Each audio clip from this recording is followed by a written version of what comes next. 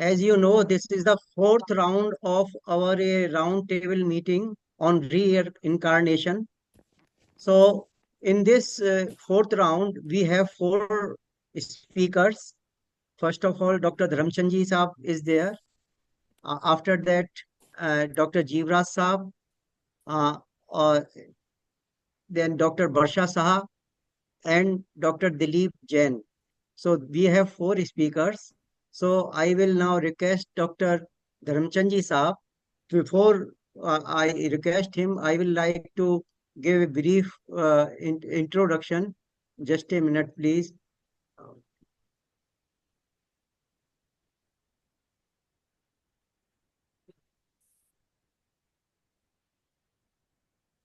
Dr. Dharamchandji is a renowned scholar, Jain scholar. He was professor and head of the Department of Sanskrit and director of both अध्ययन केंद्र in Vyas Colony, Jodhpur, Vyas University, Jodhpur.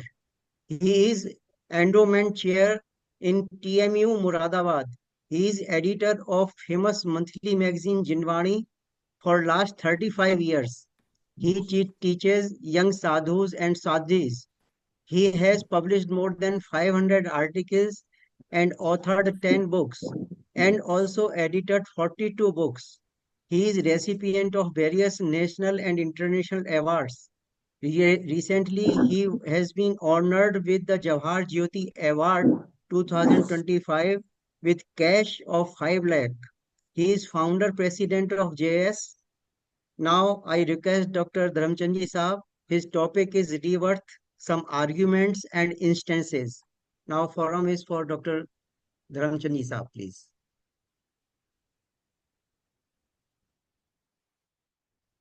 Respected scholars, I am trying to present on the topic rebirth, some arguments and instances. I will start from the thoughts which are available in various Indian philosophies. There are four types of thoughts about eternity and non-eternity of soul. First, Nyaya, Vaisheshik, Mimamsa, Vedant, Sankhya, and Yoga. These are 6 philosophies, Vedic philosophies. These philosophies accept a soul as eternal. Hence, by default, it is necessary for them to accept the cycle of birth, death, and rebirth till emancipation is attained. Ultimate goal, according to Mimamsa philosophy. One philosophy, Mimamsa, has different opinion. So it tells the ultimate goal, according to Mimamsa philosophy, is to achieve the goal of heaven only.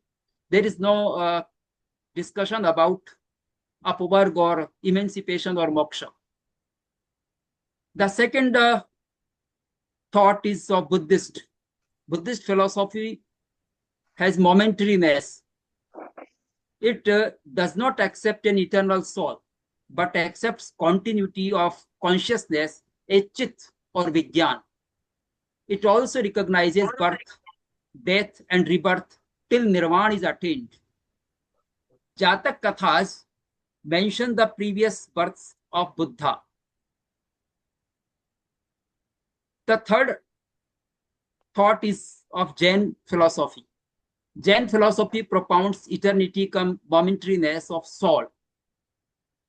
A soul is eternal from the substantial point of view, dravyarthik naya, and changes its modes from the modal point of view, paryayarthik naya.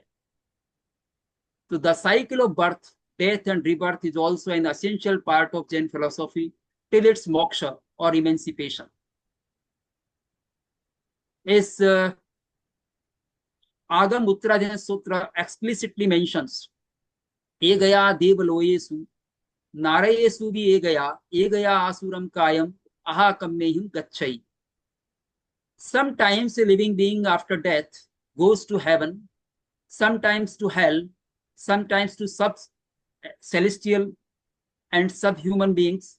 He goes according to his karma fruition. Charvak philosophy is different. Only Charvak philosophy does not accept the continuation of consciousness after death. Hence, there is no concept of rebirth. So there are four ideologies in Indian thinkers. In the opinion of Jews, Christians, and Muslims, the beings go to heaven or hell after the death and implement of devil judgment according to their good and bad deeds, and then after no rebirth commences. Jainism tells us rebirth after hell and heaven also. So this is the specific trace of Jainism. Some arguments about rebirth. Number one, if a soul is substantially eternal, then it is necessary to accept that it continues after the incidence of death also. Death is nothing but to leave the existing body after destruction of power of pranas, pranatipat, prana vichhed, including ayushyabal prana. Up to 10 pranas, from 4 to 10 pranas, then when these pranas are destructed in the body, then it is called as death. Continuity of Jeev can be through rebirth, making a new gross body, Audarik Sharir, or protein body, Vakre Sharir. Jeev departs with two subtle bodies. Soul alone doesn't go anywhere. When it is Sansari soul, then it has two subtle bodies, Tejas and Karman, and starts a new birth within 4 samayas, which may be a subtle part of 1 second. This is the notion of Jainism. If the theory of karma is accepted, then after death, the fruition of remaining karmas can be experienced in some next birth only. This sequence of birth, death, and rebirth continues till emancipation. There are differences among the offspring in nature. We see differences in the offspring among the offspring in nature, behavior, intelligence, etc. of the same parents, even in the twins. The cause of it is inferred as different souls of them with their different karma bondages. If egg and sperm are the only cause, then major differences can't occur in the siblings. This is my idea. There is a difference, major difference in two children of same parents. Even in twins also, there is a difference. So what is the cause? The cause is karma of previous birth. So it proves that there was a janma before that also. Number 4 argument, our ability to know is limited, hence we cannot deny the things which we don't know. The Sankhya Darshan says Sukshmatvat, Duratvat, anything is very subtle, then we can't see it, but we can't deny it. Anything is very far, we can't see it, but we cannot deny it. So on that argument, our ability to know is very limited. We can't know everything. So we can't claim that there is nothing rebirth. We can believe in the words of who have told after knowing the truth with Keval Gyan. The canonical texts are the source to know. Even in Bhagavad Gita also propounds that a soul accepts a new body, leaving the old one, just like a person wears a new dress, leaving the old one. Vasansi jirnani yatha vihaya, naro grannati yatha parani.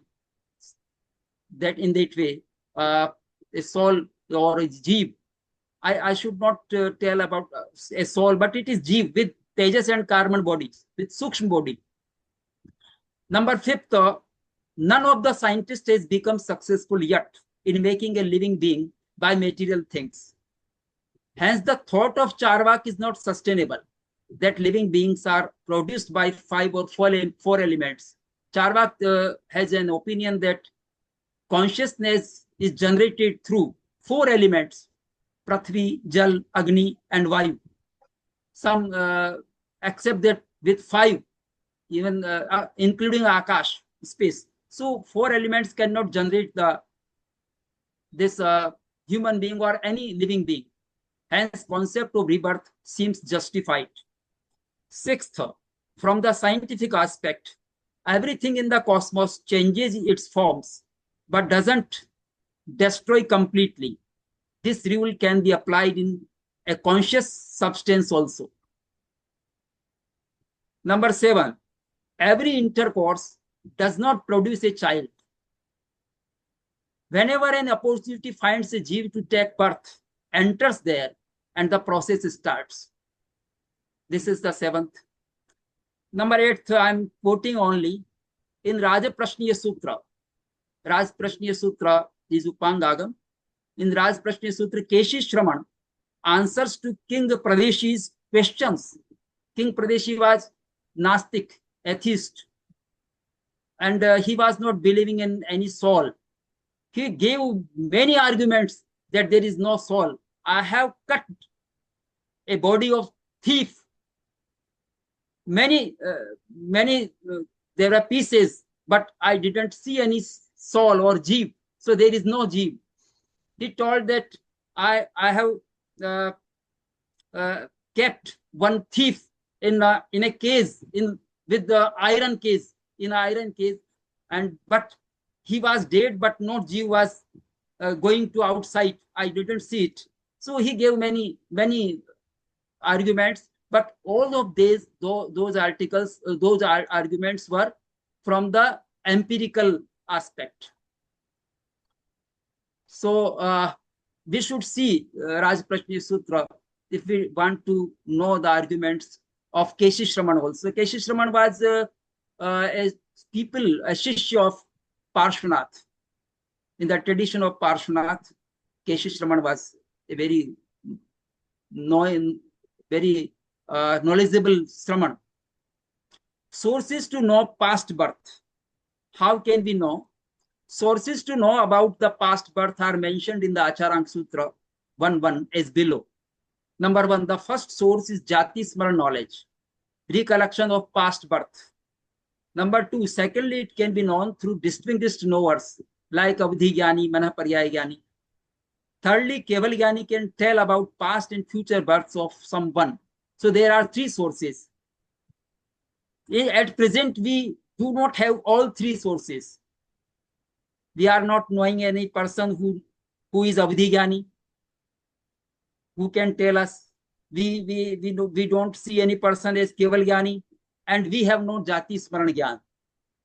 Some instances have been presented in previous RTMs that there were many people who told about their previous birth, but all of them were not correct as told by Anilji. He proved it. Process of Jati Smaran Gyan. How Jati Smaran Gyan occurs? A jeev goes to another birth with 2 knowledge, Mati Gyan and Shruti Gyan. Mati Gyan has 4 stages: Avagraha, Iha, Avay, and Dharana. Imprints of Dharana knowledge can be recollected after subsidence of Mohaniya Karma. Subsidence, Upsham. Upsham of Mohaniya Karma is very much needed. And in the pious Adhyavasaya, thoughts, and Vishuddhaleshya. When Vishuddhaleshya is there, when Shubh Adhyavasayas are there, and where Dharana is very perfect, then Jati Smaran Gyan can occur. Here 2 instances from Uttaradhyan and Naya Dhamma Kahau sutras are mentioned. Number 1, Nami Rajarshi experienced Jati Smaran Gyan after subsidence, Upsham, of Mohaniya Karma in the 9th chapter of Uttaradhyan Sutra. Uvasanta Mohanijo Sarai Puraniyam Jaim.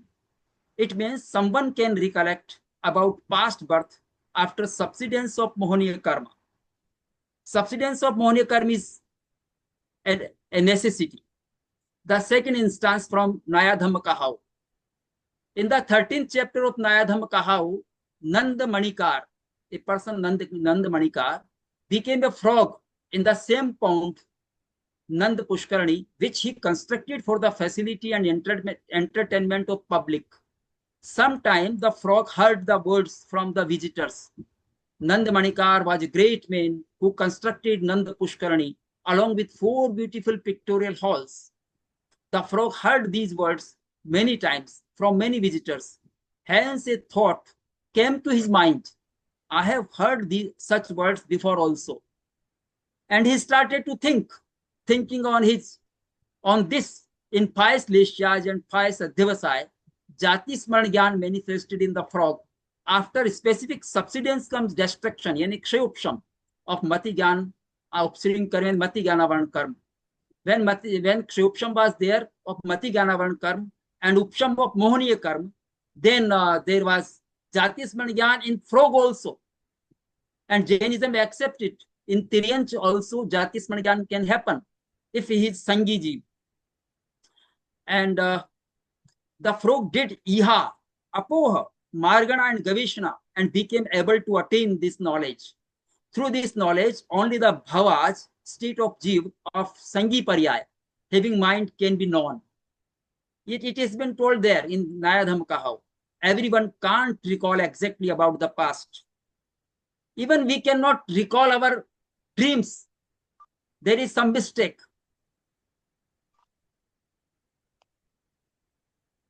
Some instances about rebirth. Two instances. I know a person who is a businessman in Savai Madhopur and has not studied more than higher secondary. But he speaks Hindi as a literary language. I can't use those words colloquially. There must be some dormant imprints of previous life on him. Number two, we see many poets who have not learned to coin poetry in any school, but they are able to compose poetry perfectly. I know a Sanskrit poet, Sri Ram Dave, who did his service in a bank and has written epics in his service life and after retirement in Sanskrit. He is written in Sanskrit. He was honored by Rajasthan Sanskrit Academy a few years back. Someone can infer the previous life imprint as a cause. Process of rebirth. It has been mentioned in the Agamas and philosophical texts that a Jeev can go to the place to take rebirth through fruition of Anupurvi Nam Karma. In the modern era, we can say that this Anupurvi Nam Karma shows the path made to reach the proper place for birth according to a gati of Jiva. First of all, Jiva takes food of zygote, seed, etc., and develops biopotential, paryapti, to process the food and starts to make its body, sense organs as per its ability and develops respiratory system. Some of the living beings develop the faculties of speech and mind too. This is the last one. Some clarifications. Some of the scholars are of the view that a human body is made of cells and every cell is having a separate Jeev. But according to Jain philosophy, a human is a single Jeev, which is pervasive in all the cells. Several other Jivas can be dependent on his body. Number two, a living being of Vanaspati, vegetation, can take birth in Vanaspati for infinite time, but there is a possibility that it can go to other yonis also. Number three, a detailed account is found in Agamas of Gati, where a living being goes after death to take birth, and Agati, from where a Jeev comes from to take birth in particular yoni.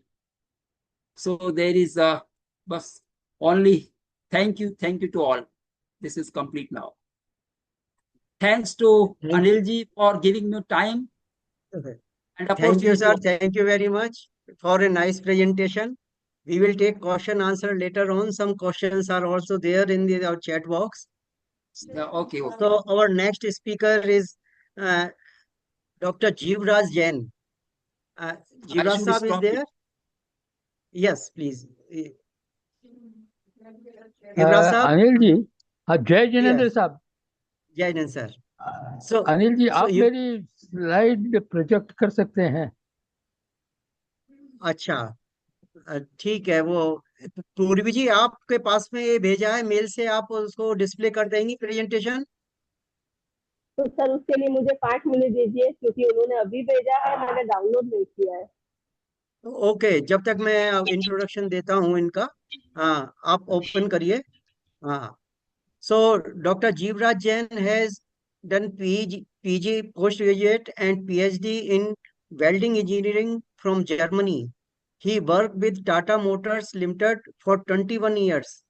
Thereafter, he worked as technical and investment consultant for 12 years. He is founder member of JAS. He has written many articles and books on comparative study of Jainism and science. He is very active in drug de-addiction campaign in Jamshedpur. In his leadership, hundreds of persons have been benefited. His main area of interest is research related with one-sensed living being and Loka. His topic is rebirth and possible research areas.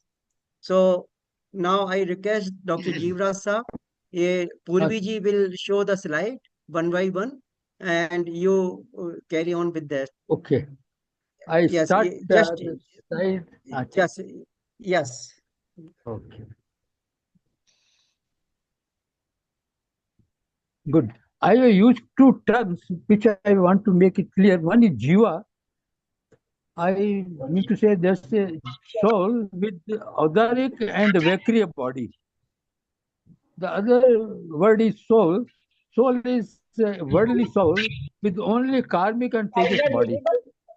Slides are visible. Yes, it is visible. To me, it is visible.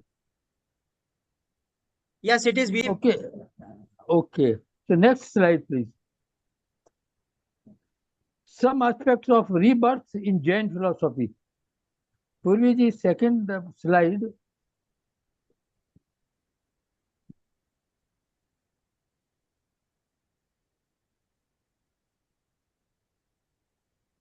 This is the first. Third is next or next. Next, please. Huh. Some aspects of rebirth in Jain philosophy. There is an accepted phenomena. As per Jain philosophy, I am a product of rebirth, and so are all of us products of rebirth, disconnected with the previous body. Against the karma theory of Mahavira, Goshalak, the head of the Ajivikas, propagated the theory of transmigration, that is Pautya Parihar. As per Jainism, this phenomena occurs only in one sense in the plants, that is Vanaspatikai, living beings. It says that a soul leaving a body at the time of death can take rebirth in the same body also. Similar, but not exactly the same, happens in water-bodied living beings also. But in higher sensed bodies, we don't have this type of phenomena. That we deny this one, but only Goshalak was propagating this principle. Next is chances of Manushya Jiyoni. Now, for a soul, it is said that there are 84 lakh yonis from where we might have come. We might have come from any of the four destinations also, that is from Narki, Deva, Tiranch or Manushyagati. Tiranch Gati means all types of immobile living beings like plants, water, etc., and the movable like animals and insects. Chances of getting Manushya Yogati is comparatively very, very bleak for a jiva. And the probability that we have come from a past Manushya Gati is extremely slow. This fact has to be kept in mind by the researchers of past life memory.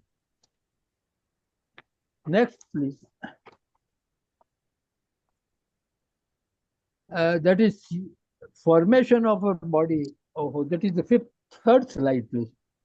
आप आगे बढ़ गए. तीसरा slide करिएगा. ये fifth है. No, पीछे जाइए. हाँ, thank you. Formation of our body structure at birth. A transitory soul takes with it Tejas and Karman body to the next destination after death. When the transitory soul enters a fertilized Yonibhuti structure carried by a female, its audaric body for the next life at birth is initially drawn and built from its parental body material available in the surrounding structure. the soul takes Oj Ahar by rise of Nam Karma and completes 6 biopotentials within 48 minutes, starting with spontaneous food paryapti, that is biopotential. It means a person's DNA structure is mostly derived from his parents. But remember, similarly, remember when we have seen this recent air crash where the DNA matching was of immediate relatives was done for Air India crash victims for identification. The sequence of events at birth, activity sequence during entry of a soul in a body is shown in the attached figure 1. Next, please. 5th slide. Here, the first event of the soul taking birth is at zygote stage, where an automatic change in the genetic structure of the zygote has been observed. It means on the left side, I have shown the transitory soul coming to Yonibhut structure, the next circle, that is C1, and when it with the Nam Karma rise hota hai, then it takes Audaric body AC2. Here, the genetic structure has been changed. And the next is living being, which we are today.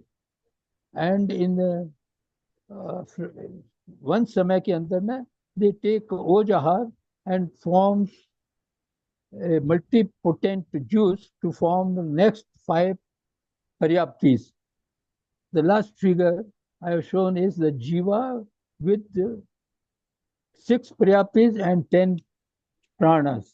That is the complete Jiva. It becomes clear that we human beings derive our Adaric body structure mostly from our parents, except a certain modification done on it by the Nam Karma of the soul during zygote development from C1 to C2. Next, please. 6th slide. Thank you. Memories of the past life and its exposition. A big question is how to prove scientifically the principle of rebirth. Or past life memory, that is PLM, is bedecked, covered by Jnana Varniya Karma of our karman body, or it may be said that it is embedded as Jati Smaran Gyan, a part of Mati Gyan. This covering is liable to be removed or brushed up by a suitable triggering incident or mechanism, or we call it tuning action. Examples from Agamas. In Agam, there is given the Chand Kaushik serpent, only a 4-sensed creature, could also remember his past life and observe complete equanimity after his past life memory was triggered by silent transmission of messages delivered through the serene words from Lord Mahavira. Serpent would not understand the words or language, but its bhav man could tune with that of Bhagwan Mahavira to uncover its PLM. Next slide. 7th. Thank you. Memories of the past life is another example. Another example available in the scriptures where the cover of the past Mati Gyan is brushed up on just reminding by Tirthankar Mahavira to go back to one's past life and remember some particular incident of that life. One could do that. For example, a new disciple, Megh Kumar, could go back to his past life memory lane and remember how he, as an elephant, sacrificed his own life to save the life of a tender rabbit sitting under his raised leg from the forest fire. A simple reminder by Tirthankara was so strong and effective that he could brush up the karmic cover from his past life memory to visualize that incident and realize his great pain tolerating capability elevated by his compassion quality. This visualization helped him to reinstate himself in the so difficult monkhood. It means past life memory remains in karman body and is carried forward with it covered by karmas.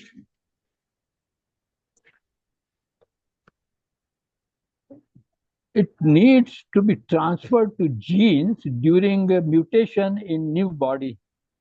Thus, the crux of the validation of rebirth trait is to prove past life memory. Next, please. Yeah. Scientific aspects of rebirth and the PLM. Soul is the only participant of rebirth concept, and science has not yet been able to understand or accept soul as an existential entity. As such, rebirth remains a non-issue for science. Although revival trait has been proved in water body living beings. However, researchers have studied several cases involving claims of people that they could remember their past life incidents. Particularly, Jan Stevenson has studied more than 2,000 cases. Our Professor Subhash Jain and Dr. Anil Jain have talked about them in their presentations. However, as per Dr. Anil Jain, the results of Indian cases were not so authentic or encouraging. Then how to carry forward this research is the main issue. Next, please.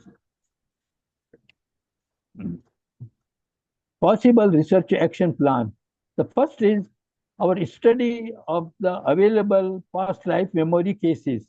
As explained above, it is possible to revive past life memory, but to resolve this issue by experimental proofs, it is suggested that scientists should form a multidisciplinary group with resources, expert neurologists with modern brain mapping experience to take up a process of re-engineering to get valid proof of past life memory, which would mean existence of soul also. Take up the systematic study and examine critically the selected claims of rebirths from various angles, as highlighted by Dr. Anil Jain. Findings from a good sample size may validate the claims or counterclaims of rebirth. Next, please. Purviji, next, please. Thank you. Experimental studies. A need for experimental setup. As per earlier analysis, past life memory are supposed to be deducted by carbon layer. The connection between odoric body, brain, mind, and soul is known to be sequential. As such, mind has to be used to remove the karma cover from past life memory. Past life regression method by meditation, that is Praksha Dhyan or other formats, may tame the mind. This method seems to have great potential. JS should team up with some willing university and form a multidisciplinary group of scientists and doctors to study the mechanism of mind taming, that is concentration of mind. This can then be extended for triggering or tuning to remove the karmic cover from Jati Smran Gyan.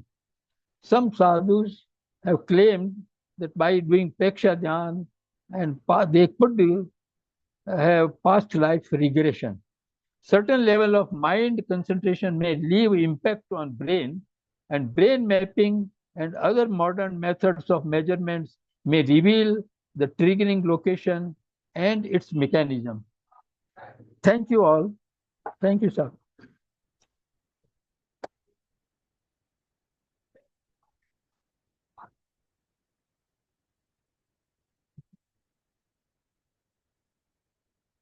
Anil ji, thank you साहब. अनिल साहब unmute करिए. Thank you very much, Dr. Saab. Sorry, this Thank was you. muted. So, thank you very much for your nice presentation. You have suggested some areas where JS can move, go ahead, can move. So, it is good. So, now our third speaker is Dr. Barsha Shah. So I will like to give a brief introduction of Dr. Barsha Shah. Dr. Shah did PhD in consciousness in Shramana tradition with a special reference to Jainism and Yogacar Buddhism. She owned many master's degree in philosophy, meditation, and language. After superannuation, she taught in K.J. Somaya Center for Studies in Jainism undergraduate and postgraduate level during 2009 and 2023. She presented 40 research-based articles. She, along with others, has undertaken project of compilation of Samana Suttam, a comparative study, volume 1 to 4 for Somaya publication. Mm, She also took a JS project on Gandharvad. Currently, she is working as research consultant for SOAS London with Professor Dr. Peter Fogel. Now, I request Dr. Shah. Her topic is karma, reincarnation, and cosmic justice. So, Dr. Barsha Shah, please.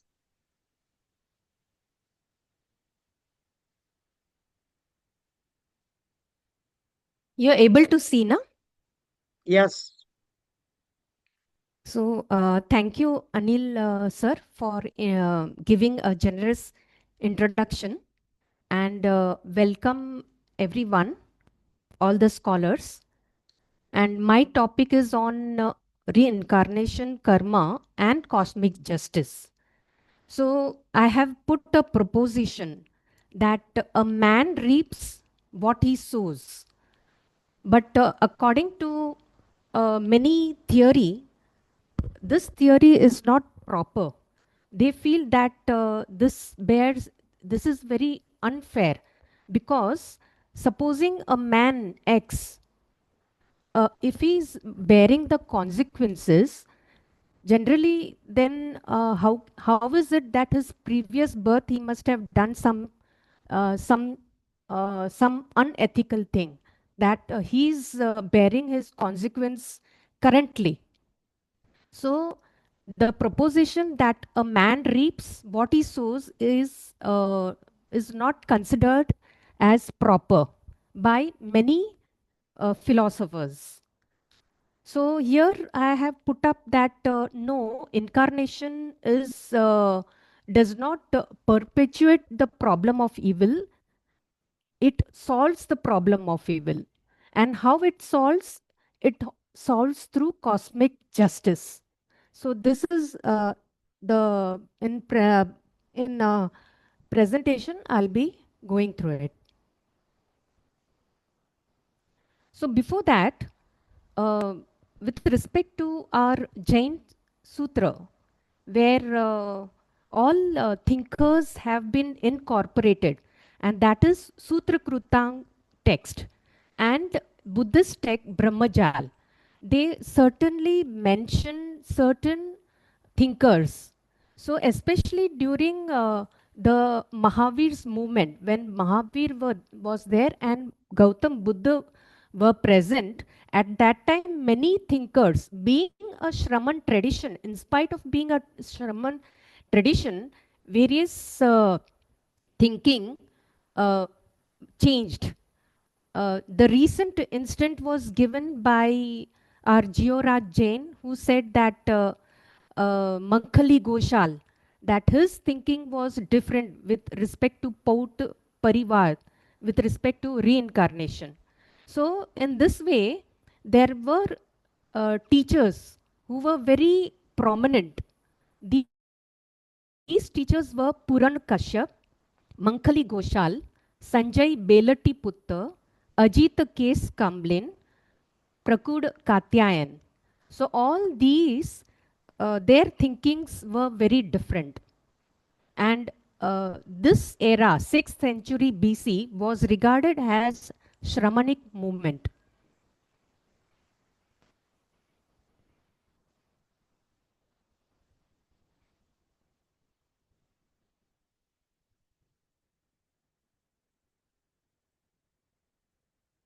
Now, with respect to Puran Kashyap, he did not believe in karma theory.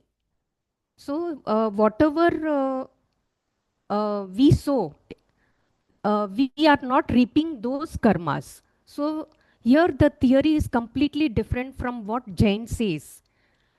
Similar to that, then there is a Prakud Katyayan who says that certain things are very fixed. 6 categories are very fixed and they do not interfere with the worldly things.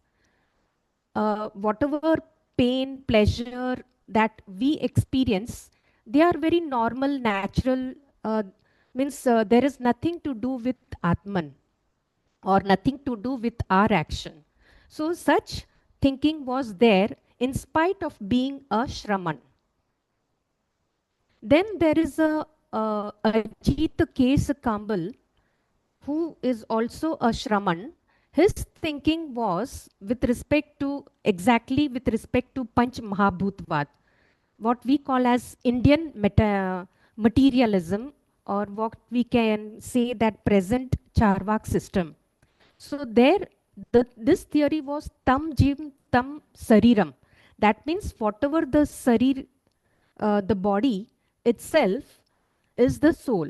That is the theory that uh, they used to believe. Now, with respect to, see, in our body also we have certain percent of water or certain percent of prithvi, then energy, I mean Agni, Vayu, all these things are there. And as per Ajit case Kamlin, they get, when we at the time of death, all these get separated and water goes into water, gets merged, then Prithvi gets merged in Prithvi, Vayu gets merged with Vayu. Such was the theory. So then the question is, when we say death, do we really mean body disappears? Or when we say that it is emerging into Panch Mahabhut, the question arises, then what dies? Now, with respect to rebirth, what is rebirth? Why rebirth? Which person can see his, what are the justification through which he can see his previous birth? So these already the previous scholars have already mentioned certain things. Now, which person can see his previous birth? That already Dharamchandji Jain, he had spoken about, that subjugation of Mohaniya karma, then Adhyavasayana Suddhi, purity in thought and emotion, then highest state of mental introspection. Such person can see their past rebirth. Now, the another question that arises is that we generally, in our normal this parlance, in our wordings, we say, "Oh, the population is increasing," or "the population is decreasing." So, what is the reason behind this increase in population? This is just I've put up in this among the other scholars, that according to Jainism, what can be the reason for the increase in population? And it seems that in the second era, means in the second Tirthankar era, there was a maximum human population. All Tirthankars existed at that time in all the kshetras. So the possibility is there that at that time there must have been a maximum human population. So now with respect to Gati and Agati, I'll reflect something. In what cases this population increases or decreases? I'm talking about the human population. So we are putting up 4 questions that with respect to increase in population, these souls coming from animate or inanimate matter? Are new souls coming from other planet? Are these souls coming out of nothing, from nothing? Or is it the creation of God, or are these people there with several souls? Means one man with several souls. So now, with respect to the sea, that souls coming out of thin air, that is not possible. Yes, we do say that Samurchim Tiryanch, they just uh, are born. But then in certain way we can say that it is born out of thin air, but here we are talking about human beings. Then with respect to creation of God, then Jainism does not believe in it. Then are there people with several souls? So again, Jainism does not believe, because one human with one soul. We believe in one human and one soul. So now two are left, that only two options are left. Are these souls coming from an animate or inanimate? Again, and it cannot come out of inanimate matter. Nothing is born out of inanimate. So naturally, something must be coming out of animate. So this possibility of option A is there, and possibility of option B also is there, because Jainism believes in other planet. If we consider other planet as Bharat, like Bharat Kshetra, Airavat Kshetra or Mahavidya Kshetra, then we can say these as other planets. Now, with respect to other planets, so one case is with respect to Naraki, that is also another planet. So here, what I mean by Gati and Agati. See, Dharamchandji Jain, he had mentioned about Gati and Agati, but since there was a time constraint, he could not explain further. So here, Gati, see, this Gati Agati means to be reborn again and again. Means we are from one state of being to the next state of being. Means we are continuously being transmigrated. Continuously we are wandering about. So this is called as Gati, Agati or Punarabhav. Punarabhav means constantly moving up from one state of existence to another state. So here, agati means coming to the present state. Here I am a human being. So from where I have come, from which categories, which other planet I have come. So this is called as agati. And gati means here, once my death occurs, then where I can be born, reborn as. So that is called as gati. So this should be very clear, what is the meaning of agati and what is the meaning of gati. So with respect to, see, we'll go from the downward category to the upward. If we see the cosmos, Jain cosmos, there are 7 hell, reflected 7 hell. So now, with respect to who can go in this hell, first hell, second, third, fourth, fifth. So here I have mentioned that the first hell, who can enter into the first hell? So Asangni Tiryanch can enter into the first hell, and of course all other karma bhumi Manushya can enter it. Sangni Tiryanch can enter, but the speciality is Asangni Tiryanch enters into the first hell, and this is the limit for Asangni. The Asangni cannot enter into the second, third, fourth.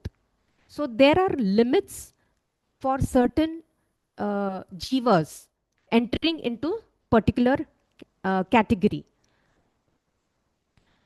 Now, when we say Sangni Tiryanch, again it is distributed into 5, like Bhujpur. Bhujpur means crawling animals, those who are crawling on stomach. Then Khechar, they are the birds. Then Thalchar, Urpur. So with respect to Bhujpur, the like example snake, their restriction is up to second hell. They cannot go above, like third hell. They cannot go. Similarly, Khechar are restricted to third hell. They cannot go above. Thalchar. Now, Thalchar are restricted to fourth. Up to fourth, they can be reborn, but beyond, they are not reborn. Similarly, Urpur, that means again, these are crawling creatures, but they are reptiles. Means they crawl through their hands also. So these Urpur reptiles, they do not cross the sixth hell. Their limit is up to the fifth hell, and then this man goes up to the seventh hell, and Jalchar, Jalchar in the sense the water bodied beings, fishes and all these dolphins and all, they can go up to seventh hell, and a woman cannot uh, go up to seventh hell. Her capacity is not there to go up to seventh hell. So now, with respect to this was respect to agati, means uh, narakis being born, which uh, which categories are born in narakas. Now, Narkis cannot be born again as Naraki, and they cannot be born as Devlok or Devata. They cannot be born as a Yuglik also, and they cannot be born as Stavarkaik Jiva and Samurchim Manushya. And whoever gets born in Naraki, and when he goes out of those Naraki, they are born in a Paryapt state of being. Similarly, with respect to Devta. So again, Devta cannot again be born as Devta, or Devta cannot be born as Naraki. And the speciality is that Devta cannot be born as Agnikayik Jiv, Vayukayik Jiv. These two, they cannot be born. Then with respect to Yuglik, Manushya. So Yuglik Manushya get born within the two first and second Devlok. So this type of restrictions are there. Even Asangni Tiryanch and Samurchim Manushya, they get their restrictions are there. They cannot travel beyond certain Devlok, third, fourth, and Vaimanik Gati. Similarly, with respect to Paramadami and Vyantars, so these Paramadamis, their Agati, who can come into Paramadami and who can come as a Vyantar Dev. So all types of Manushya, Tiryanch, they can be born as Paramadami and Vyantar Deva. Then with respect to Jyotish, the celestial, the sun, moon, all these, as per Jainism, it is called as Jyotish Dev. So Karma Bhumi, Akarma Bhumi, Tiryanch, all these come in Jyotish, born as Jyotish Dev. Then in second Devlok, this Badar Prithvi can be born.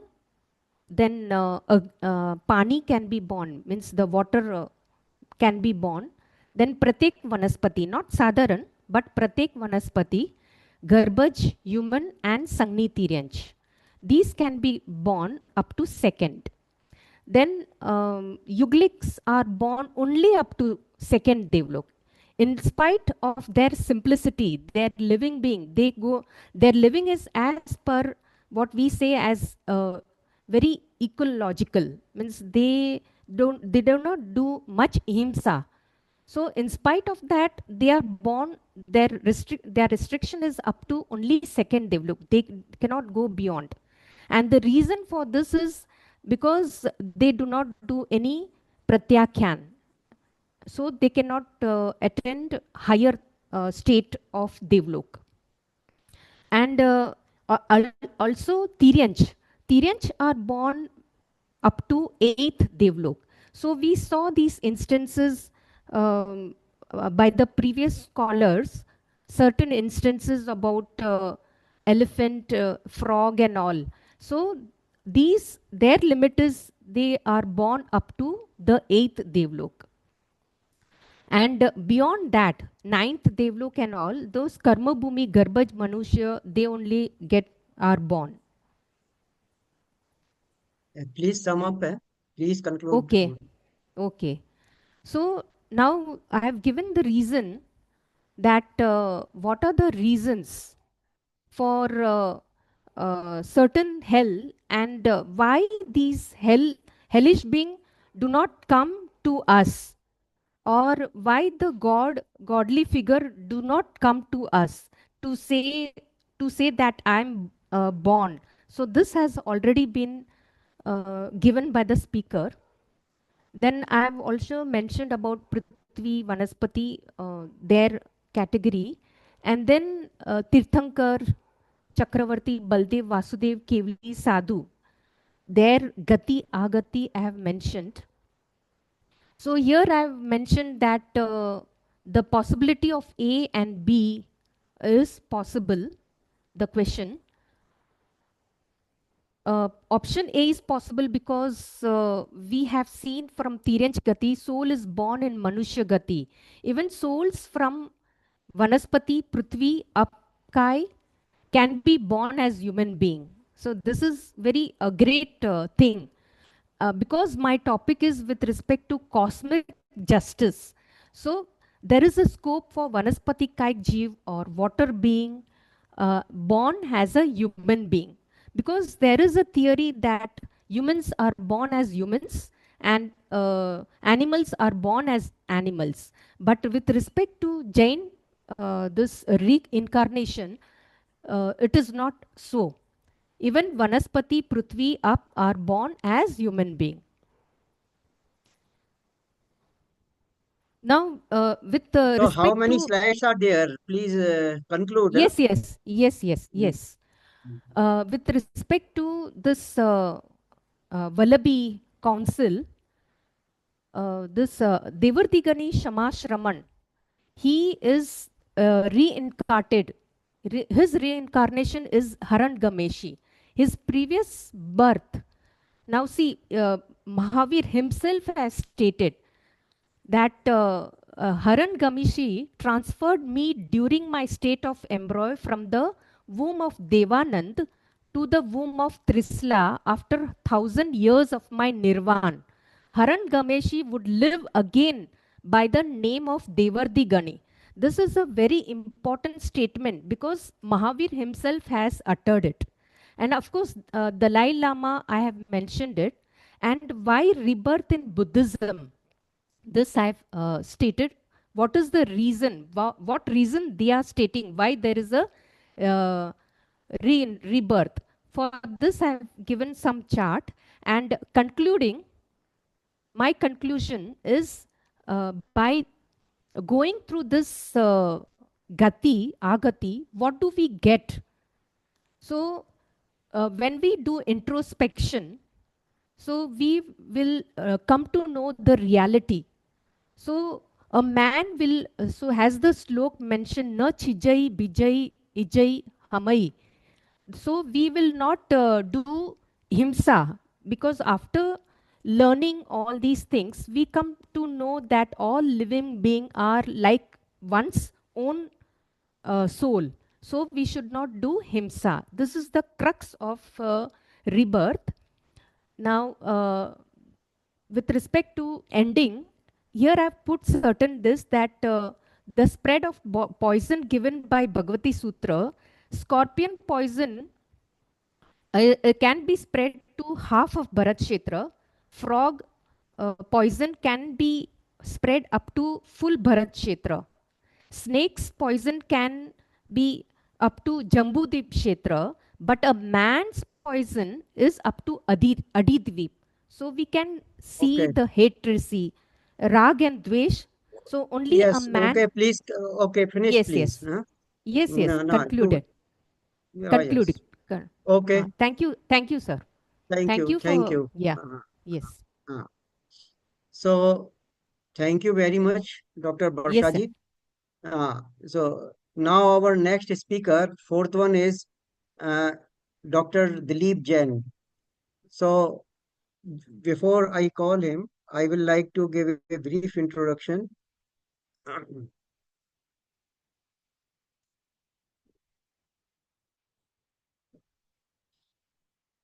Sri Pavan Kumar Jain holds engineering degree from IIT Roorkee and worked as structural and civil engineer. Sorry, Dilip Jain. Sorry, Dilip Jain is CA, PGDM, Director DJED Foundation, former corporate professional who transitioned to ecological and spiritual work aligned with Jain values, delivered talks at national and international platforms, integrating philosophy and practice. His topic is understanding rebirth and consciousness. So now I call Dr. Dilip Jain.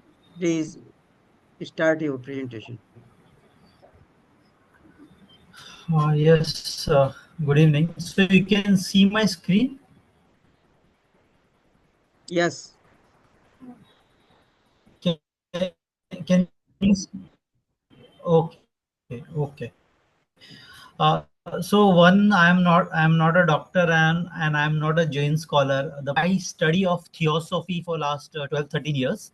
So it's based on a particular school. Of course, there are a lot of commonalities between Jainism and what we study at the School of Theosophy.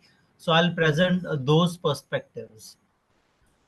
Uh, so in our daily life, we experience many things. The fundamental thing is that death is an illusion. It's always life, just that sometimes we are little more conscious, and sometimes we are not conscious. And it's like saying that breathing in and breathing out, or heartbeat. It's a small death and small life, or day and night. They are also in a way death and life, just that the consciousness thread continues, but in death this thread is disconnected, and therefore we detach for a much longer time.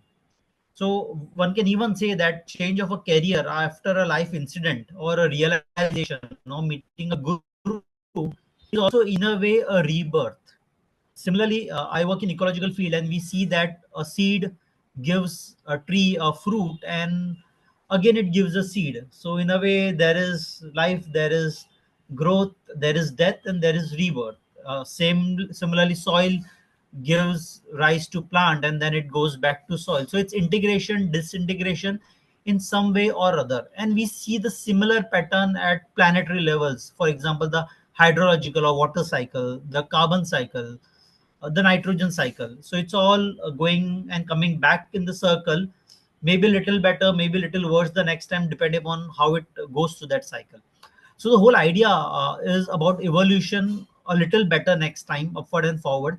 So this whole process can be explained in form of a spiral diagram, which is going upward. So you come to the same point, but a little better or a little higher. So this is our daily experiences. What theosophy says about uh, death is, in death the prana consolidates in Sushumna, which is between Ida and Pingala, and Lipikas creates Skandhas, which is the memory seed that go with us in next life. And death is a voyage of 7 to 49 days, between 7 to 49 days, where physical and pranic dimensions disappear, but astral and mental continues. We go to Kamaloka or a Devakhan. Time there varies based on our consciousness, and then we move to the next stage. So, stronger the attachment or the astral, faster we come back from Kamaloka to the next birth. If the attachment is less, we reach Devakhan, where soul gets enrichment from the spiritual family, and the soul stays there for 500 years before it comes back. And beyond Kamaloka and Devakan, there is Nirvana, and beyond Nirvana also there is a path. I'll explain this whole path through a very simple diagram. You can see this basic structure of 7 steps, right?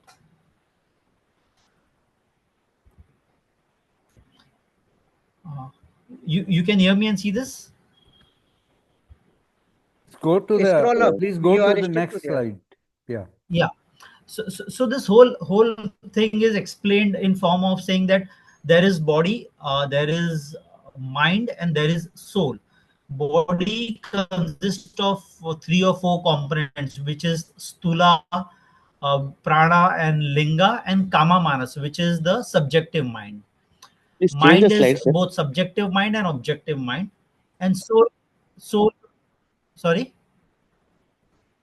The slide is the old one. Please change it. So this And is soul is yeah.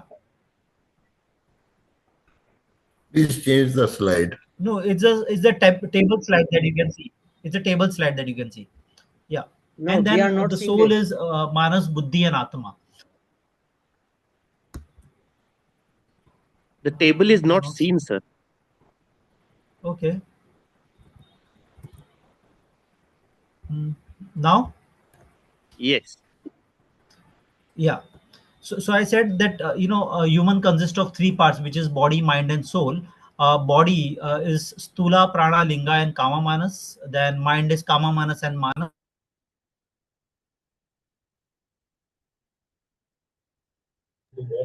Dilip ji mike on कीजिए.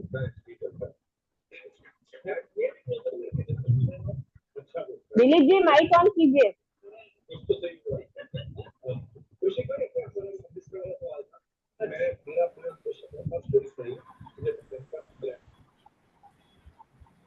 दिलीप जी. हाँ, Okay. okay. Yeah. आवाज आ रहा है? आ रहा है. ठीक है. बताइए. Yeah. So the lower part, body consists of stula, prana, linga, and kama manas. Mind has kama manas and manas both, and soul has manas, buddhi, and atma. So mind has 2 components. One is the objective mental, which is part of the soul, and subjective mental, which is part of the body. And there are beyond soul, there are cosmic elements, Mahat, Anupadaka, and Adi. I will not get into detail of that at this stage. Now, if we look at it, stula is the most gross, and atma is the most subtle. And we also experience this, that stula, a physical element, can be touched, felt, but energy can be sensed, emotion can have even bigger multiplier effect. Mental, Trump saying something can impact the whole world, and Buddha saying something can impact the whole universe.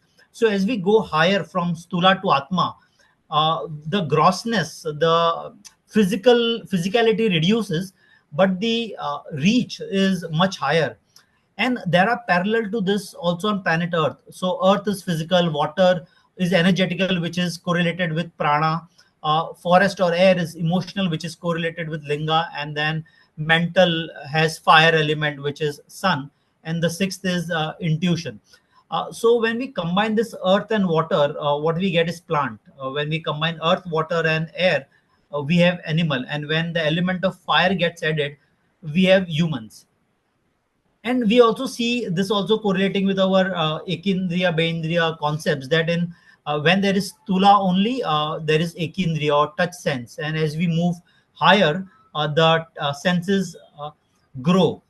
So in some way, stula, the lowest state, is limited in time and space, and the atma, which is the highest stage, it is unlimited. And when it is unlimited, it is nothing but oneness with the universe. It's one with the universe, and therefore we say it's keval gyan or keval, where tirthankas are, where it is one with the universe. It's arupa, it's global, and they are unlimited because they're at a stage where the gross body is not limited by time and space, and therefore unity is the dharma and diversity is the karma.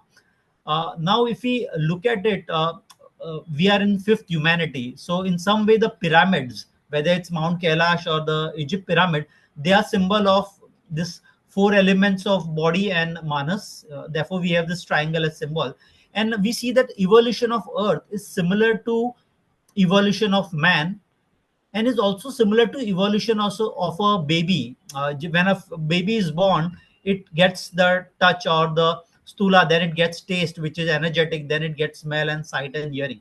So the evolution pattern is all these five elements in the same sequence, whether it's earth, whether it's human, whether it's baby. And what holds these things together is one step higher. So stula is held by prana. Prana is held by for example, if one is tired in low on energy, but if it is high on emotion, he can still do that work. So emotion holds both energy and physical. So in some way mind controls the body. So magnet is always one step higher. And when I make this forest and water bodies, and when we see that many times when we make a forest with multiple variety of trees, uh, the animal variety automatically multiplies. uh, so in some way, this whole thing moves upward. Or if we remove all the animals from a forest, the whole forest will collapse, because the animals moving out would impact the water, and water moving out will impact the soil. So when we put water in a soil or put plants, the animals all come back, and when we remove it, all collapses. So in some way we see this basic structure uh, uh, repeating its pattern. And in theosophy there is this whole thing that this is how the evolution of man happens, that humanity goes through golden stairs, and so also planet earth. So I am on my next slide, where humanity goes through golden stairs. So when we say we are in the fifth humanity, so first humanity we had the most basic stula, and then second we got prana, and then third we got linga, in fourth we got kama manas, in fifth we got manas, and we will move to sixth humanity when we get intuition. So this process goes on a planet till we cross all the seven stages. And this is how the evolution happens. So when we say Buddha or Mahavira, probably they have crossed all these seven stages, they have and reached a stage which we call nirvana. But again, theosophy goes beyond it, saying that this is a cycle on planet Earth, going through the seven stages. We are in the fifth humanity, and we will go through sixth and seventh. And once this whole cycle on planet Earth is completed, we move to another planet, which is called chains and globes. So the evolution. So again, I don't know if this is true or not, but it is said that in chain three we were on Moon, planet Moon, and then it became satellite of Earth. And in fourth chain we are on planet Earth. And after we complete all this seven humanity ka cycle on planet Earth, we will restart with another planet, and we'll go through all these things, but we will start at a step higher. So the difference is that in Jainism we can say that a human can go back and become an animal, but the theosophy says that when we reach a particular stage, we only go upward and forward, we don't come back. But similar evolution happens not just of human and earth, but also of planetary systems. So with this, I would just conclude it, and then maybe we can open for question answer. So it's like rebirth and reincarnation are nothing but designed never ending journeys of evolution, but one can with his free will or purshat make it better, faster, smoother for self and for others. So with this I close. Thank you so much.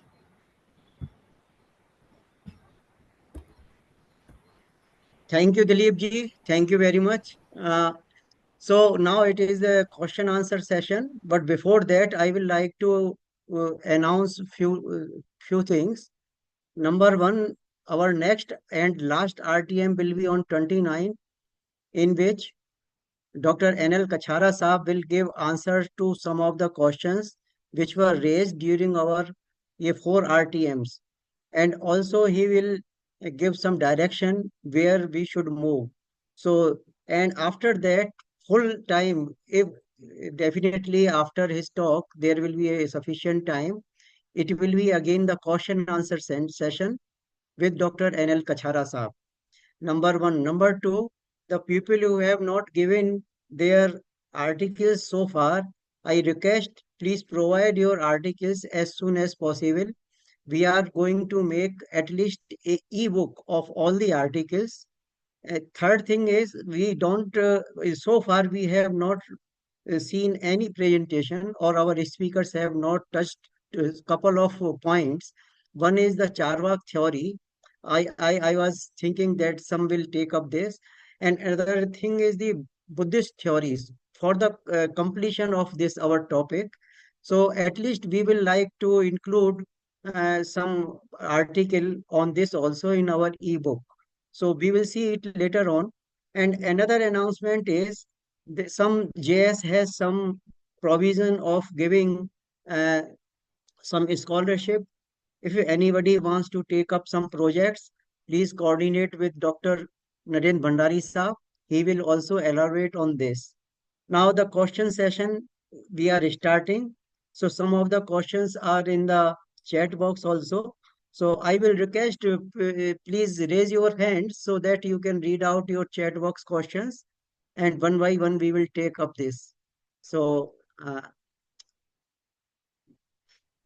chat box, let us see.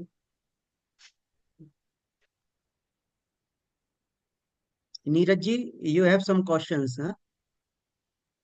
जी ये धर्मचंद जी ने कहा कि दो बच्चे होते हैं उनमें भी फर्क होता है, तो इसका मतलब कि वो जो है अलग अलग आत्माएं हैं। लेकिन मैं ये कहना चाह रहा हूँ कि अ, जो बच्चे होते हैं वो अपने पेरेंट्स को ही सबसे ज्यादा रिजेंबल करते हैं पूरी दुनिया के सारे जीवों में। तो अगर कहीं और से ही आत्मा आ रही है, मतलब मैंने फिर फॉलो क्वेश्चन भी किया है कि कोई और तरह का जीव क्यों नहीं पैदा हो जाता ह्यूमन बींग्स को, जैसे कि सांप, या मेरा क्वेश्चन समझ में आ Okay. रहा है आपको? Okay, okay. Dharamchand ji can give very well give answer. Dharamchand ji साहब आप ये माइक ऑन कर लीजिए। हाँ। आपका प्रश्न समझ में आ गया है। ये जो विकास होता है जीव का, वो उसके बीज के अनुसार होता है। उसको कैसा बीज मिला है, उसके अनुसार जीव का विकास होगा, और वो वहीं जन्म लेता है जहाँ उसको विकसित होना है। तो पेरेंट्स के साथ रिजेंबल करने में कोई बड़ी बात नहीं है। पेरेंट्स का रिजेंबल करने के बाद में भी अंतर रहता है, उस पर मैंने फोकस किया था। देखिए, उसमें पेरेंट्स के साथ समानता होती है। जैसे नीम का बीज है, तो नीम के बीज से नीम ही पैदा होगा। पीपल के बीज से पीपल ही पैदा होगा। उल्लू से उल्लू पैदा होगा। शेर से शेर पैदा होगा। ये तो जैसा बीज होगा उसके अनुसार पैदा होगा। मनुष्य से मनुष्य पैदा होगा, वो तो है ही। लेकिन उनमें जो डिफरेंस होता है वो कर्म के कारण है। उनकी चेतना अलग अलग है। ये इसको फोकस करने के लिए मैंने बात कही थी। और ये तो वेल एक्सेप्टेड है कि किससे कौन पैदा होगा। तो उसमें जो उसका बीज है, जो उसका जाइगोट है, उसके अनुसार ही उसमें लक्षण आएंगे शरीर के। उसमें कोई बाधा नहीं है। नहीं तो जातियां ही नहीं बनेंगी इतनी। चलिए, any other question? Anybody will like to ask some? Yes, yeah Bhandari साहब। जी सी जैन। धर्मचंद जी साहब से एक प्रश्न था। ये अच्छा जी। मीमांसा का आपने वर्णन किया, is it similar to Christian thought? और नहीं मैं नहीं, ऐसा नहीं है। क्रिश्चियन थॉट के सिमिलर तो नहीं है। वहां एक बात कही गई है कि क्षीणे पुण्य मर्त्य लोकम विशंति। यानी पुण्य अगर समाप्त हो जाता है तो वापस मनुष्य लोक में जन्म होता है। ऐसा मीमांसा के प्रति कहा गया है। तो वो स्वर्ग तक मानते हैं, लेकिन स्वर्ग से वापस फिर मनुष्य लोक में आने की बात भी स्वीकार की गई है। Okay sir, thank you. पुण्य समाप्त होने पर फिर भी वो अमर कहते हैं देवों को। अमर इसलिए कि इतने लाखों वर्षों की उनकी आयु होती है कि अमर ही है वो। अभी यहाँ भी कहीं किसी के 100 वर्ष से ज्यादा हो जाए तो हम कहेंगे अमर हो गया ये तो ये अमर शब्द भी वैसा नहीं है कि एकदम अमर अपने अनंत शब्द भी अंत होता है उसका भी, वैसे जी ही अमर शब्द भी। जी, थैंक यू सर। हाँ, ज्ञानचंद जी साहब हाँ साहब, मेरी आवाज आ रही है? आ जी, रही आ है रही साहब। है। देखिए, मेरा कोई प्रश्न नहीं है, मेरे क्लैरिफिकेशन है। जी और ज्यादा समय नहीं लूंगा, 2-3 मिनट लूंगा। पहली बात तो ये है कि मैं संसारी आत्मा की बात करूंगा जिससे कर्म कर्म चिपके हुए हैं। दूसरा, इनकी जो साइज होती है इतनी छोटी होती है। हम पढ़ते थे, देखते थे, और मैंने भी सारा अध्ययन किया है। जितने भी शास्त्र है ना, काफी अध्ययन किया है। जी मेरे कम से कम 20-30 शास्त्र मेरे घर पर भी है। जी। सुई की नोक पर अनंत जीव, हाँ, ये कहा जाता है। अब आप कहा उसकी जाता है। सुई की नोक पे अनंत जीव, यानी अब उसका साइज देख लीजिए कितना छोटा है। अब दूसरे इसकी पोटेंशियल देख लीजिए। जीरो, मैथमेटिकली जीरो, जीरो को गुना करें जीरो, जीरो को भाग दें जीरो, जीरो को जोड़ें जीरो, और जीरो को घटाएं तो जीरो। इसी तरह से आत्मा जो है, आत्मा में जो कर्म है, उसका गुणा भाग जोड़ भागी कुछ भी कर ले, क्योंकि इतने सूक्ष्म होते हैं, लेकिन उनकी पोटेंसी देखिए आप। अब जीरो की पोटेंसी देखिए, एक के साथ लगा दो 10, एक के साथ 2 जीरो लगा दो 100, एक के साथ 3 जीरो लगा दो 1000, एक के साथ 4 लगा दो, और इस तरह से, इसी तरह से। तो ये तो रहा उनकी पोटेंसी। अब सवाल ये रहा दो, कि फर्टिलाइजेशन में मेरे दो क्लैरिफिकेशन है, फर्टिलाइजेशन और आयु कर्म। फर्टिलाइजेशन में मेल और फीमेल का जो, एक तो जो डीएनए जो और आरएनए और हम जीन की बात करते हैं, ये कर्म है, इसमें सोल नहीं है, ये जीवन तत्व नहीं है, इसमें प्राण नहीं है, ये केवल समझाने के लिए और वैसे है कैलकुलेशन के लिए। एक तो ये मैं क्लैरिफिकेशन देना चाहता हूँ। अब मैंने 20 साल तक इस पे बहुत काम किया है, फर्टिलाइजेशन पर और आयु कर्म पर, और 20 साल में अब मैं उस बारे में आपको बताना चाहता हूँ कि जैसे मेल और फीमेल मिले, अब जिसकी पोटेंसी ज्यादा होगी वो सेक्स बन जाएगा, जिसकी पोटेंसी ज्यादा होगी वो सेक्स मिल जाएगा, लेकिन उनकी आत्मा फर्टिलाइजेशन के समय बाहर से नहीं आती है। रीबर्थ का मतलब ये नहीं है कि आत्मा घुस जाएगी, उनमें ऑलरेडी है। हाँ, अगर मान लीजिए रीबर्थ, एक रीबर्थ में आत्मा आती है, तो जिसकी पोटेंसी ज्यादा है वो डोमिनेट करेगा, और जिसमें गई है अगर पोटेंसी उसकी कम है तो वीक पड़ जाएगा। एक तो ये कि फर्टिलाइजेशन के समय आत्मा बाहर से नहीं आती है, और ये मैंने सारी जिंदगी निकाल दी। मेल लिया, ओवम लिया, लैब में फर्टिलाइज किया, उसको फ्रीज किया, 10 साल रखा, 15 साल रखा, 30 साल रखा, 20 साल रखा, और फिर उससे बच्चे पैदा किए। तो आयु कर्म की बात कर रहा हूं मैं। अब आयु कर्म केवल हम उसको इनर्ट कर देते हैं, उसकी जो गति है, एक्टिविटी है, उसको फ्रीज कर देते हैं, और उसका पोटेंशियल बना रहता है। उसका जो कर्म का जो ये आत्मा सर, है ये आप और ये कारण है। बात पहले भी कह चुके हैं सर, नहीं, मैं इसके कह बाद चुका हूँ, क्वेश्चन। लेकिन मैं फिर भी मैं सुनता हूँ। हाँ। नहीं, आज के जितने भी लेक्चर हुए हैं ना, उन्होंने इसमें कोई प्रकार हम्म, खाली रेफरेंस देते हैं ज्ञान संजय कि साहब, मैं ठीक ये है, साहब, उस शास्त्र ठीक में है ये सर। लिखा है, उस शास्त्र में ये लिखा है, उस शास्त्र में ये ठीक लिखा है। ठीक अरे ठीक। आपने खुद हाँ ने हाँ, क्या किया? आपने क्या किया खुद ने? खाली चलिए ज्ञान ठीक रेफरेंस है संजय करने साहब। का बस। ओके साहब। ये रमेश ज्ञानचंद चंद जी जी साहब, साहब। नहीं, मैं हाँ। इसमें कुछ कहना चाहूंगा। ज्ञानचंद हम्म, जी साहब की एक बात जो ये कहा गया कि जो एग और स्पर्म है उसी में से जीव आता है। जैन दर्शन ये मानता है कि जीव रहता है, जैसे बीज, हम गेहूं को ले लेते हैं, तो गेहूं में जीव है, लेकिन गेहूं में से जीव कब निकल जाएगा, कुछ समय के बाद निकल जाता है, फिर भी वो योनिभूत रहता है, यानी कि उसमें जीव पैदा हो सकता है।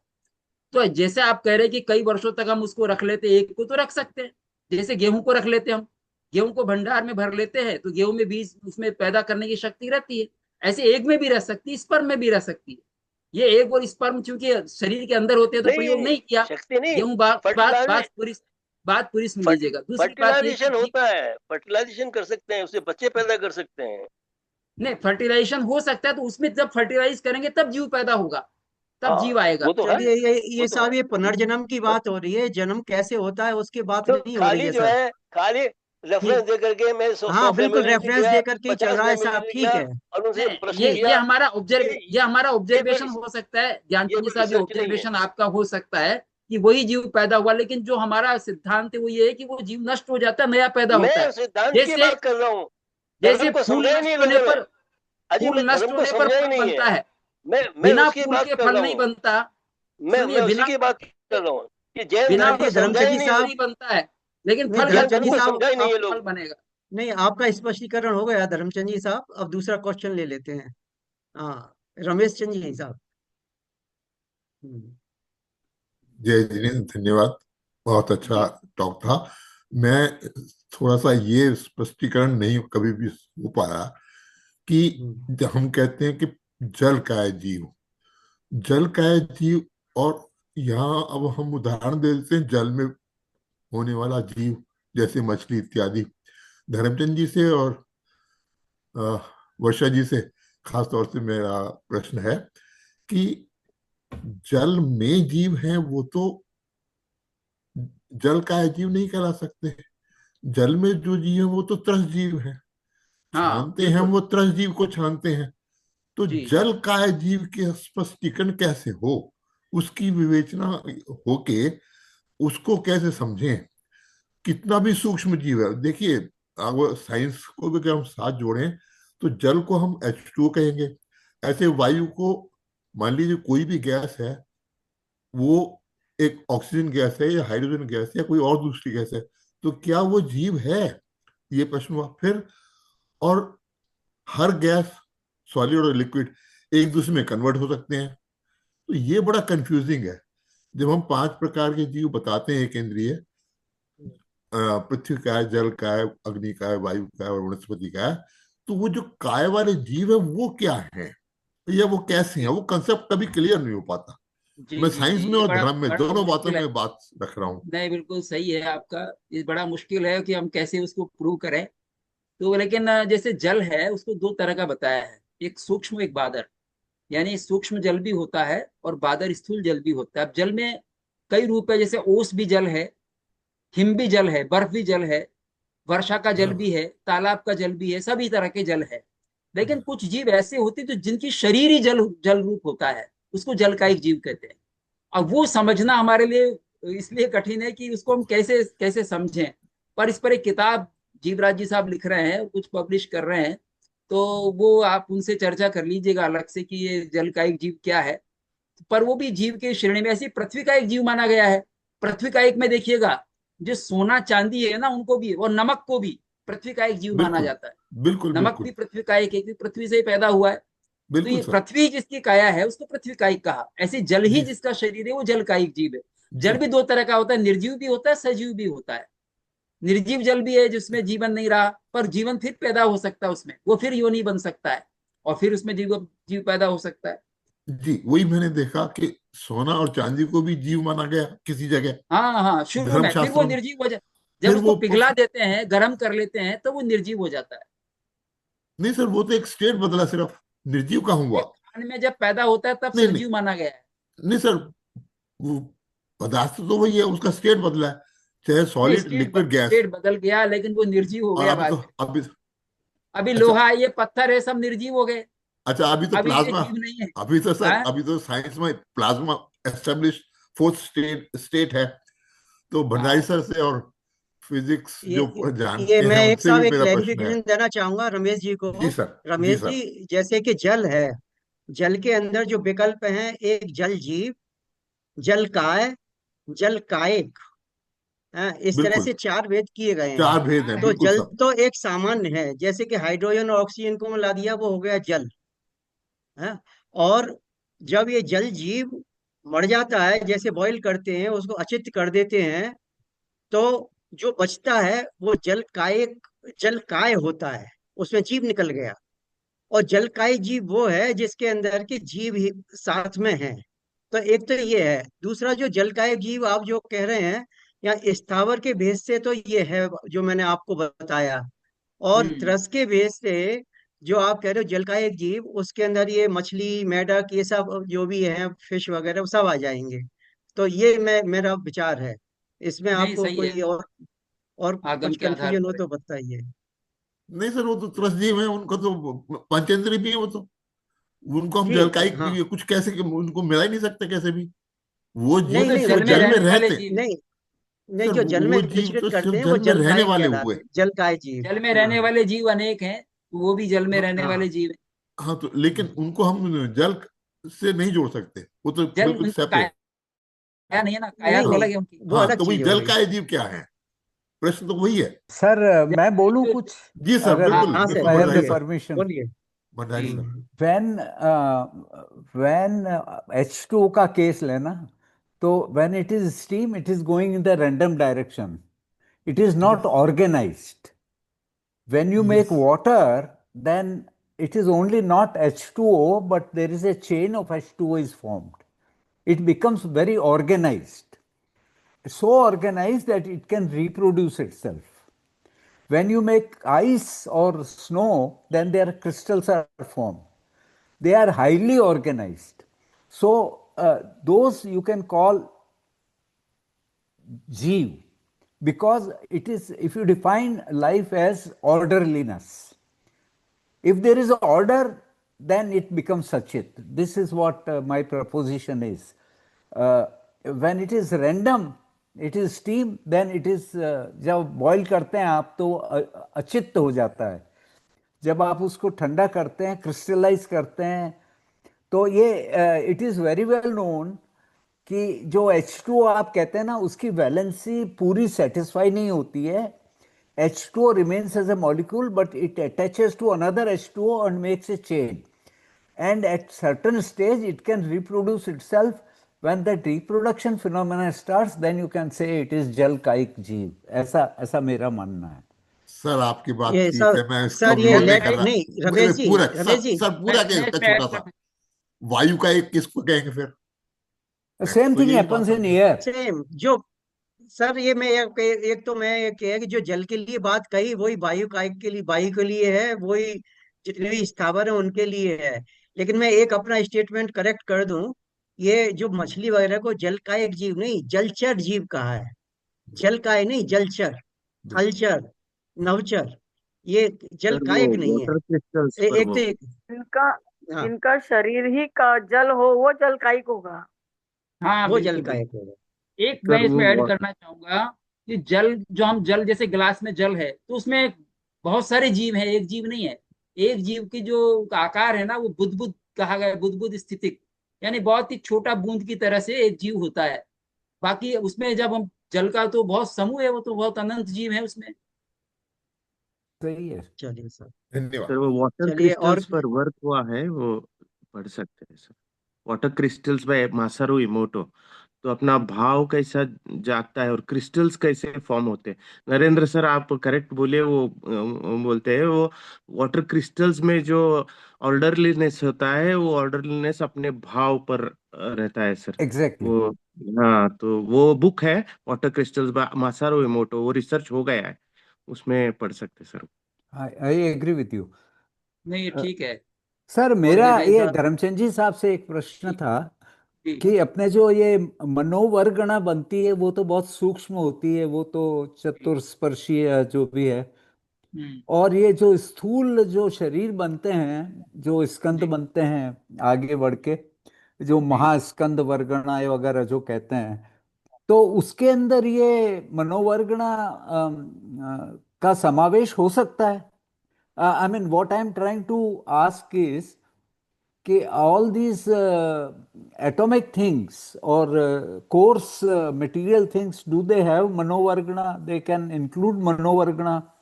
नहीं, Do they have psych? मनोवर्गणा तो सब जगह है.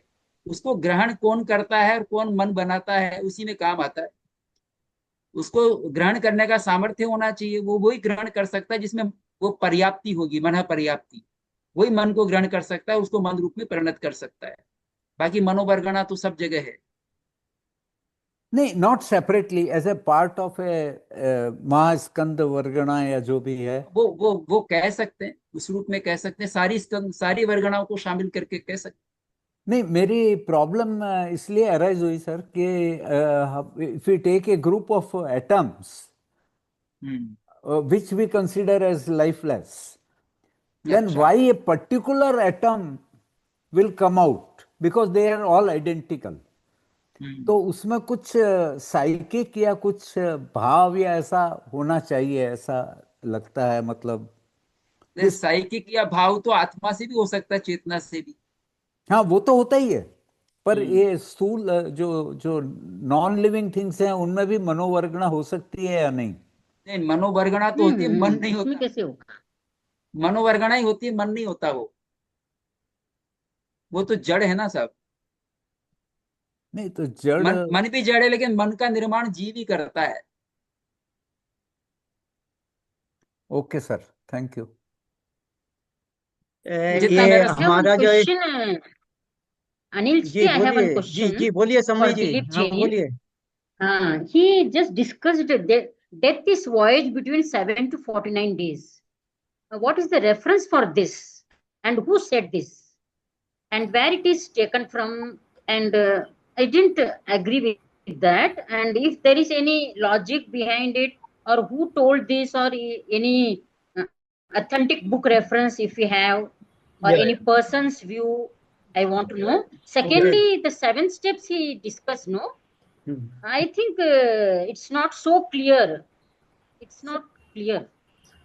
yeah. These are the two questions. Yeah. So I am studying Jainism, just started last few years, but I have been studying theosophy, which was based on Yes. H.P. Blavatsky and Sri Ram and those school of thoughts. So death is 7 to 49 days. There, the thinking is that this whole Stula, Pranalinga, Kamanas, these all vanishes after 7 days each. So between 7 to 9 days, the whole body disintegrates and goes. So it's based on the theosophy study. I don't know if it is right or wrong, but it's based on H.P. Blavatsky study. I can share the references and the things that were not Yeah, clear. yeah. The chart I I can, just need the reference. Yeah, yeah. yeah, I yeah, just need the yeah. reference. And the In that chart, I've secondly, shared that the 7 present. steps. I've shared that presentation on the group, so you will be able to see that clearly. I think the Secret presentation of wasn't things. clear. I've shared the document, and if you have more questions after seeing the documents, we can talk about it. You can read secret documents, समणी जी madam. Yeah, based on वंदनानी sacred document. Yes. मैं कहना चाहूंगा कि there is a book by Tibetan book of the dead तो Buddhism also believes in that Yeah. I have given that Bardo reference Thadol. in my Okay. note. So Bardo they think Thadol. Yeah. they think that the body decays very slowly. It takes a long time. It is not like as in Jainism that it is instantaneous or happens in Okay. one समय or Okay. something. तो वो जो Okay. दो Okay. Books हैं मैंने अपने abstract में उनका नाम दिया है. अच्छा, अच्छा. One is Tibetan Book of the Dead, and the other is the Tibetan Book of Living and Dying. There it is vividly Okay. described all this process, how the body Yeah. first the karmendriya dissolve and then how bhavendriya dissolve, and that whole process takes a long time. तो वहाँ आपको कुछ इसका Okay. वर्णन मिलेगा. Yes. Okay. Okay. Okay. So, Dr. P.C. Jain, जय you Jinendra. Jai Hind. So मेरा question Dharmchand जी से है. So I just want to know out of curiosity, I mean, to little more understanding the reincarnation. Okay, it is understood and from many philosophy and all it's established. But what happens to the soul when it goes to the moksha nirmana or when keval gyan happens? How it can remain stationary at a one place? Then it will not go further anywhere from that. Can it be little bit more clarity brought on this aspect? वहाँ जैसा वहाँ कोई कारण नहीं रहता उसको कहीं गमन करने का, कोई कर्म नहीं है उसके शेष, तो फिर वो मुक्त हो जाता है. मुक्त होने के बाद में वो वहां रहता है बस, मतलब रहने का ऊर्ध्व लोक में रहता है, ऐसा कहते हैं. सबसे ऊपर जो स्थान है सिद्धालय जिसको कहते हैं, वहां रहता है. और उसको कुछ कर्म शेष हो तो जन्म ग्रहण करे. जन्म ग्रहण करना नहीं है, पर अनंत सुख माना है, अनंत ज्ञान माना है, अनंत दर्शन उसमें है, तो अनंत क्षयिक सम्यक्त उसमें है. उसमें अष्टगुण माने हैं सिद्धों के. 8 कर्मों से जो मुक्त होने पर 8 गुण पैदा होते हैं, उनमें 8 गुण प्रकट होते हैं, वो गुणों से युक्त रहते हैं. और वो अनंत सिद्ध उसी एक ही क्षेत्र में रह सकते हैं, कोई समस्या नहीं है. पर जी चेतना मेरा भी श्रद्धान है, मेरा भी इस बात पे श्रद्धान है, पर शास्त्रों को पढ़ के या किताब अपने जैन श्रद्धा के हिसाब से मैं भी यही मानूंगा, पर उसको मैं विजुलाइज नहीं कर पा रहा हूँ. उस चीज को एक वैज्ञानिक दृष्टिकोण से नहीं समझ पा रहा हूँ कि वो ऐसा कैसे होता है. ये क्या है साहब, जो डिफरेंस है ना, वो अपनी तत्व मीमांसा के आधार पर है. जो बौद्ध हैं, बौद्ध क्योंकि मोमेंट्रीनेस को मानते हैं, तो बौद्ध ये कहते हैं कि वो जो चेतना है, वो चेतना वो क्षणिक मानते हैं, लेकिन उसका प्रवाह मानते हैं. वो प्रवाह चलता रहता है, और प्रवाह जब मुक्ति होती है तो प्रवाह, तब चेतना का दीपक बुझ जाता है. पर निर्माण हो गया तो निर्माण को नित्य मानते हैं. वो दो ही चीजों को नित्य मानते हैं, निर्माण को और आकाश को. बाकी सबको अनित्य मानते हैं. आकाश भी कभी खत्म नहीं होता, और मोक्ष भी, एक बार निर्माण भी प्राप्त हो गया तो कभी समाप्त नहीं होता. तो बाकी चीजें सब वो है समाप्त होने वाली, तो वो दीपक बुझने वाली बात मानते हैं. तीसरी बात मैं कहूं, ये मोक्ष पर कभी चर्चा होनी चाहिए, तब ये बातें आएंगी. तो न्याय वैशेषिक दर्शन जो है वो कहता है कि भाई सुख दुख का जोड़ा है, तो जब दुख नष्ट हुआ तो सुख भी नष्ट हो गया. वो अव्ययवाद सुख का वह कॉन्सेप्ट नहीं है। तो वो चूंकि वो दार्शनिक हैं, तो दार्शनिक दृष्टि से सोचते, न्याय वैशेषिक आदि, वो अपने को कोई केवल ज्ञानी क्लेम नहीं करते। न्याय वैशेषिक मीमांसा आदि अपने को केवल ज्ञानी क्लेम नहीं करते।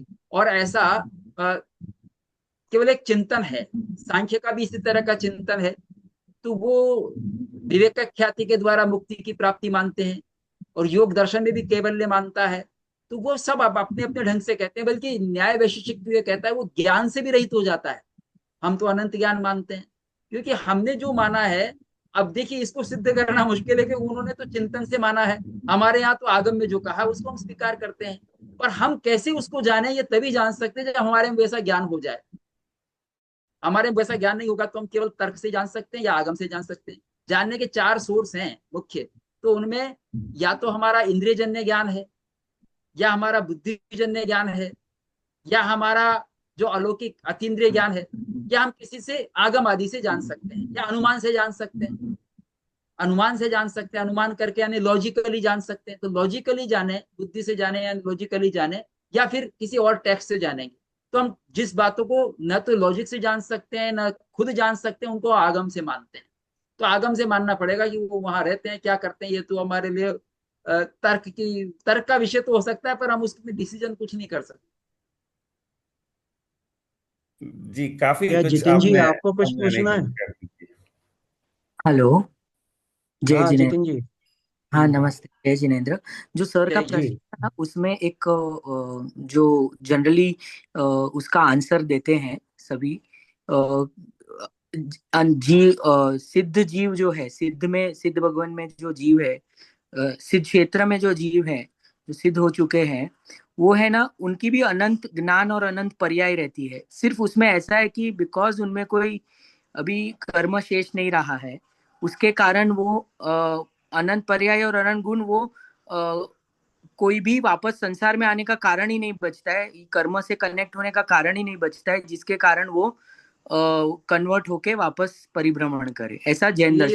यही तो बात कही गई ये है, मैंने यही यही बताया, यही बताया था इन्होंने, धर्मचंद्र साहब ने यही बताया था। हाँ। यस। तो चलिए, अब ये सर आप एक जो खाली ये ये कह रहे थे चारवाक और बुद्धिज्म के बारे में, आप कहें तो मैं जी उस पर लेख तैयार कर सकता हूँ, आप करिए कहें साहब, तो। Most welcome. हालांकि मेरा कोई समर्थन नहीं है, ना मेरा मत है वैसा, पर नहीं मैं नहीं लेख कोई तैयार बात कर नहीं है। मैं दूंगा। जी। हाँ हाँ मैंने भी कुछ लिखा है, लेकिन आप जी। दीजिए साहब, मैं तो बहुत खुश होऊंगा। बड़ी जी अच्छी बात है। मैं तैयार हूँ। हाँ। बुद्धिज्म और बुद्धिज्म जीवराज के साहब बारे में आज ही ट्रेवल कर है। अनिल जी, जी बुद्धिज्म इसके बारे में तो लिखा है, मीन्स स्लाइड शो किया था, लेकिन समय की वजह से मैंने ज्यादा कुछ बोल नहीं नहीं, पाई। वो हम ये फुल फ्लेज आर्टिकल उसके लिए चाह रहे थे कि वो ओके ओके। चारवाक का ओपिनियन क्या है, क्योंकि चारवाक का मैंने जितना देखा है, उसमें अगर हम ये आत्मा का अस्तित्व नहीं भी माने तो बहुत सारी चीजों को सिद्ध कर देते हैं। बुद्ध का भी यही है। तो इस वो पुनर्जन्म का मतलब एक लिमिट तक मानते हैं, उसके बाद में नहीं मानते हैं। तो इंटरेस्टिंग है वो भी अपने। हमको तो ये है कि ज्ञान बढ़ाना है, असली बात तो ये है। उसके लिए हम ये ऐड करना चाह रहे थे। चारवाक हाँ। ओके। पर एक पुस्तक नई आई है सब संस्कृत में, अभिनव चारवाक दर्शन, संस्कृत में अच्छा। लिखी गई है। हमारे एक प्रोफेसर है सच्चिदानंद मिश्र, जो आईसीपीआर के सेक्रेटरी भी हैं।